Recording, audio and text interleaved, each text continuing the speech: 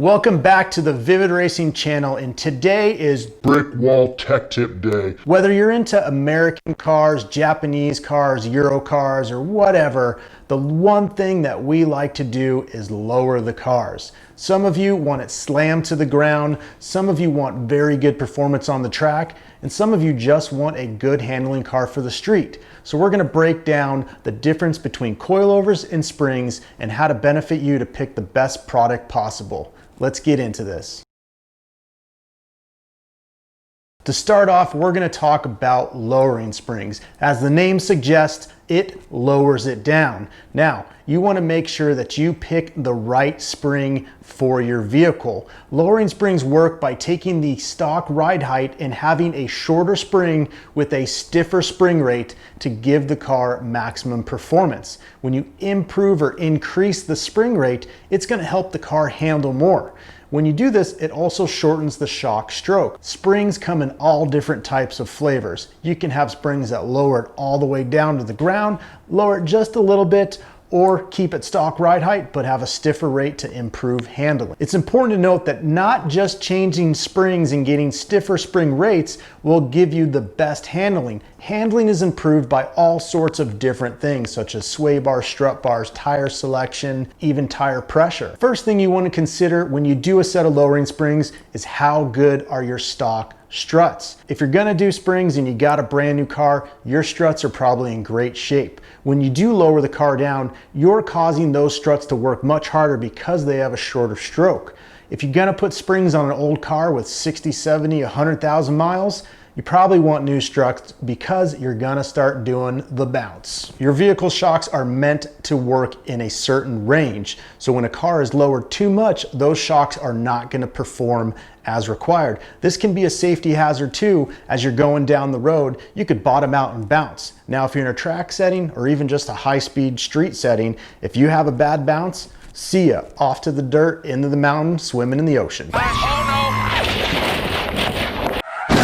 Manufacturers typically have adjustable dampening or sport ride settings in higher performance cars. You'll notice that new cars that are out now, like the Supra, like the BMWs, the Porsches, even the Audis, pressing that sport button gives you that separate adjustability while still being able to use springs. This is where springs can be a great asset, but manufacturers typically reserve adjustable dampeners for very high-end cars that probably don't need heavy suspension modifications in the first place. Although springs are a great modification, another issue by just doing springs is the ability to set your ride height. Now, ride height's gonna be different for every single driver. This is gonna depend on how you want the car to sit, what your performance is, your wheel size, your tire size, where you live. You might live in New York and you got potholes the size of your car, so you don't wanna have it too low so you'll be slamming on the ground. There is another kind of spring available that can be used with the stock struts. Companies like H&R and KW offer these lowering spring kits that feature an adjustable collar. So these springs slide over the factory strut and have the same lowering collar like you see on a coilover. Kits like this allow you to have the height adjustment while still using the OEM dampeners, which is ideal for vehicles with the dampening adjustable suspension. To reiterate, springs are great for cars that you want to lower. This is great for cars with standard dampers or cars with adjustable dampeners with that sport button from the factory. Springs are available for almost all vehicle types, cars, trucks, Jeeps, you name it, even UTVs. So a couple of the popular names are Eibach, H&R, Teen, Swift. We've got a full list of all the springs available in the description on a link, so you can check that out.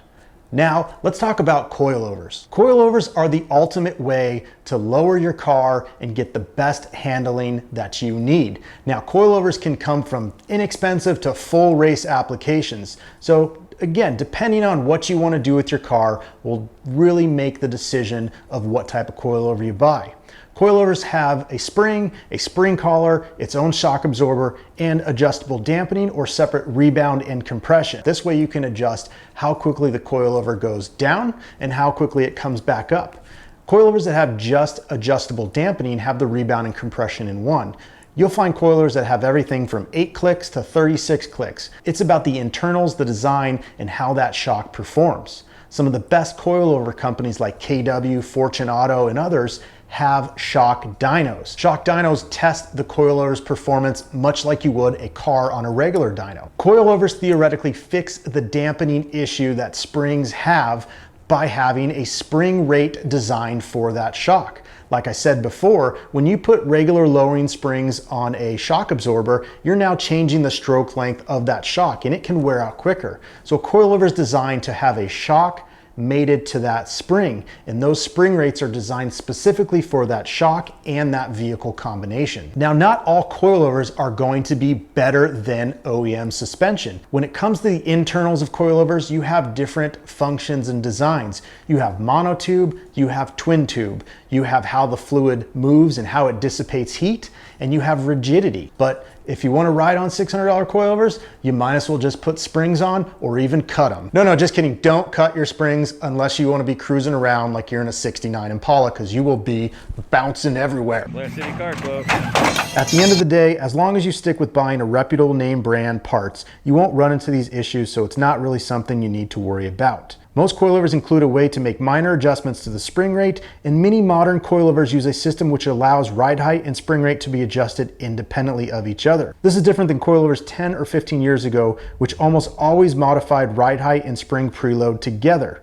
Spring preload is something that you want to consider as well, because how you adjust the spring preload or the sag can affect how that shock rides. If you plan on attending any track events, a set of coilovers is a much better purchase than lowering springs. The additional dampening adjustment will allow you to fine-tune the handling of your car for a specific track. Plus, with dampers designed to work with higher spring rates, you are less likely to run into damper failure. Most coilovers use a standard size spring rate, such as a 60mm ID. This way, depending on how you set your suspension up, if you're a full-time track guy with sway bars, strut bars, sticky tires, you can get heavier or softer spring rates to really dial in your vehicle. Companies like Swift Springs, Eibach, H&R all sell these different springs, whether it's the main spring or a small helper spring, to really dial these in. Something else to consider when shopping for a set of coilovers is deciding on between twin tube or monotube design. On the outside, these two types of dampers look completely identical, but underneath there are quite a few fundamental changes that alter dampening performance. As I briefly said,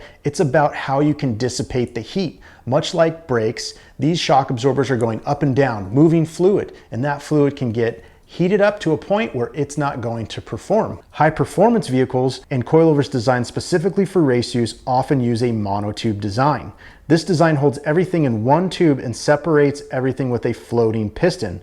Although this design is simpler than the twin tube, it allows for a bigger and stronger part, better heat dissipation, and quicker response. Something else to consider is that when it comes to aftermarket coilovers, there are two types of springs you will find: linear and progressive. A progressive spring actually doesn't have a spring rate. It has a smaller wound coil together on one side and a separated coil on the other. So that spring is progressively changing its rate as it compresses up and down. A linear spring is just like you can imagine. It is the same coil all the way throughout, and you're gonna get that same spring rate no matter how the shock is working. To put it simply, linear springs are great for track use and progressive springs are great for road use.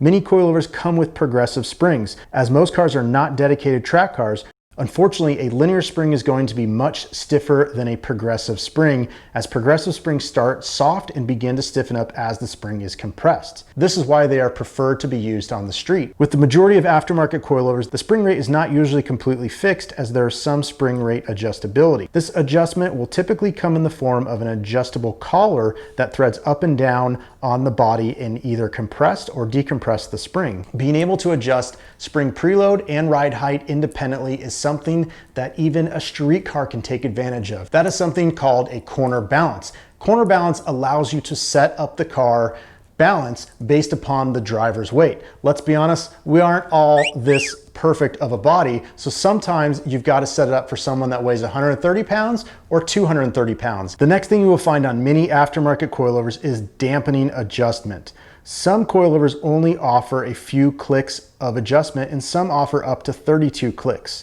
Remember, it's not the size that matters, it's the function. So the question remains, which is best for your car? Springs or coilovers? Based on price, springs are the way to go. You're gonna get springs anywhere from $150 to $500, $800, $900 for some supercar springs. The thing with springs though is you have to take that full strut out to replace them. At that time, you have the same labor cost as putting a full coilover in. So maybe the cost of the install might outweigh getting the cheaper product and having more adjustability. If you really want your car to be low, you want to get a set of coilovers. This will give you the optimal setup that you need. With springs, you're fixed. If they give you 1.2 in the front and 1.1 in the rear, that's all you get. You can't make it any lower. So coilovers might be your choice if you want that thing slammed and set up perfect for shows. Even if you're looking to do the track, coilovers. If you're looking to cruise and do some mountain runs, coilovers. We covered a lot in this video of the difference between springs and coilovers. Recap is that springs are an inexpensive way to lower your car, get some improved handling and a great look. Coilovers, more expensive, but really allow you to fine-tune your suspension to get your car to perform exactly how you want it to handle. Hope you guys enjoyed the video, our brick wall tech day, talking about springs versus coilovers, tons of information. Click the links down below. If you have any questions, you want to tell me I don't know what I'm talking about, or you want to give me a thumbs up, leave a comment down there, hit that subscribe button, and keep tuned in to our channel here at Vivid Racing. Thanks guys, appreciate you watching. We'll see you at the next one.